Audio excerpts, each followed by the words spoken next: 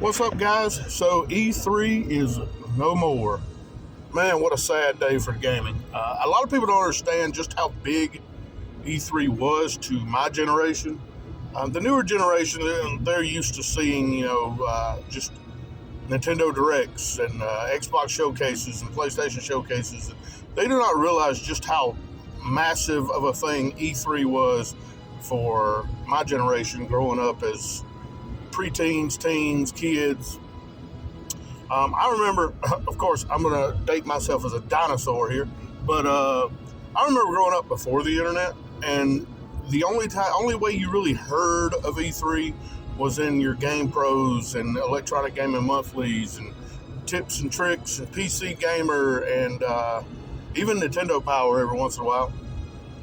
You'd hear about E3 and all the games that were shown, all the demos people got to play, all the new stuff that everybody was excited about, and you got to see screenshots of this stuff, and it was, oh man, it was amazing. It was for gamers, and back then E3 was our Christmas. It was the day that we were waiting for year round just to see what was coming. We got to see all the new games, but we never actually knew how E3 was, or at least I didn't. GamePro never really, it showed some pictures here and there. You'd see a little bit of the show floor, but you didn't really get an idea of how massive this thing was. Until one day, I received a PlayStation Underground magazine, which, if anybody knows what that is, PlayStation Underground magazine was like a 2 or 3 disc PlayStation 1 thing. I can't even say it's a game. It was demo discs. It had developer interviews. It had a bunch of stuff. Even like comic strips and stuff were in this thing. Tips and tricks and game trailers. All kinds of stuff was in this PlayStation Underground magazine. Well, this particular one, I can't remember which volume it was, but it had a preview of E3 in it. First time I'd ever seen what E3 was.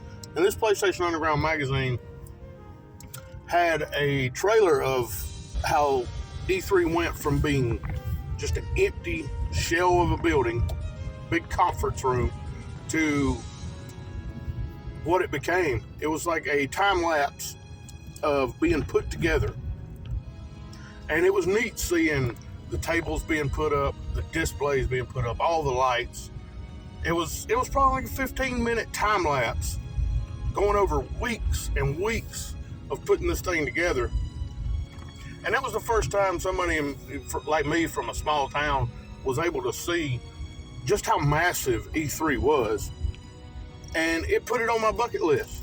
Every gamer that was my age that grew up then, if you're a gamer, your bucket list was E3. I know a lot of people are acting like now E3 wasn't anything.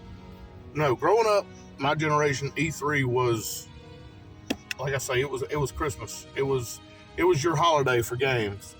It was where every gamer wanted to be, every gamer wanted to go. And for it to be gone is a sad time for gaming. It really is.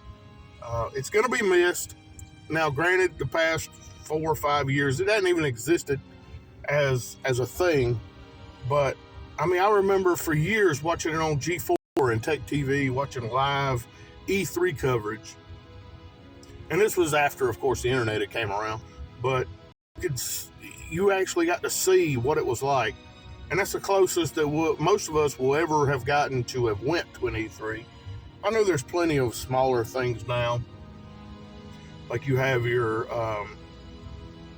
Summer Games Fests and your Video Game Awards, which we know how that goes. But nothing will compare to what E3 was to us growing up. I guess times change and generations passed, and maybe our time is passing. But for E3 to be gone, it is a sad day for gaming.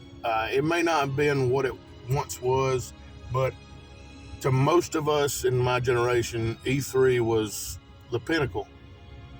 It was everything that gaming could be, and it will be missed. Rest in peace, E3.